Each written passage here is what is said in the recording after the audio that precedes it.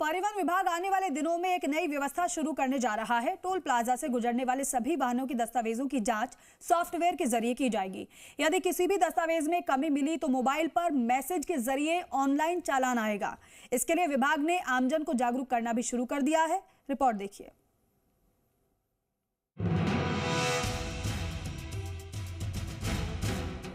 अगली बार जब आप सड़क पर वाहन निकालें तो ध्यान से उसके कागजात जरूर जांच लें। वाहन के आरसी सही है या नहीं, बीमा की अवधि एक्सपायर तो नहीं हुई है, वाहन का PUCC खत्म तो नहीं हो गया है। इन सब जरूरी दस्तावेजों को अपडेट रखें, अन्यथा सड़क पर भले ही आपको कोई ट्रैफिक पुलिस कर्मी या RTO की फ्लाइंग नहीं दिखे, लेकिन आपका चालान कटना तय है। दरअसल परिवहन विभाग अब चालान की व्यवस्था को पूरी तरह से ऑनलाइन करने जा रहा है। परिवहन विभाग ने इसे ई-डिटेक्शन सिस्टम नाम दिया है। इसके तहत परिवहन विभाग अब NHAI से वाहनों का डेटा कलेक्ट करेगा।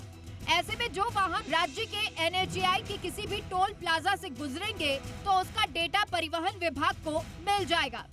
परिवहन विभाग अपने वाहन सॉफ्टवेयर के जरिए ये जांच करेगा कि वाहन की RC, बीमा, PUCC, फिटनेस, परमिट आदि सभी दस्तावेज सही हैं या नहीं।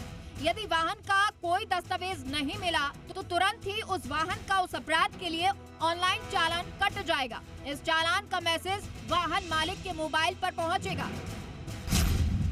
वाहन की RC सही हो, एक्सपायर ना हुई हो, वाहन का बीमा समय पर रिन्यू होना जरूरी है, वाहन का प्रदूषण नियंत्रण जांच प्रमाण पत्र सही होना जरूरी है।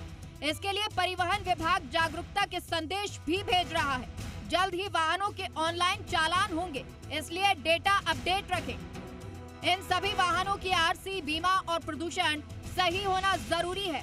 यात्री वाहनों का परमिट के मुताबिक रूट पर संचालन हो। इन सभी वाहनों का अपडेटेड फिटनेस प्रमाण पत्र होना जरूरी है। परिवहन विभाग शुरुआत में वाहनों का डेटा टोल प्लाजा से लेगा, लेकिन बाद में एक फिक्स इंटरवल पर वाहनों का डेटा सीधे NHAI से मिलेगा। चूंकि डेटा का विश्लेषण कर सॉफ्टवेयर अपने आप चालान कर देगा, ऐसे में परिवहन विभाग को अलग से कार्मिक लगाने की जरूरत नहीं होगी।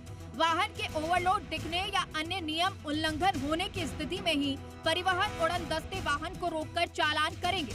परिवहन मुख्यालय ने टोल प्लाजा और DTO कार्यालयों का डेटा अपडेट कर लिया है। परिवहन विभाग की सचिव शुचि त्यागी इसे लागू करने के लिए जोर शोर से प्रयास कर रही है। माना जा रहा है कि ई-डिटेक्शन सिस्टम इस माह के अंत तक या मई के शुरुआत से पूरे प्रदेश में लागू हो सकता है।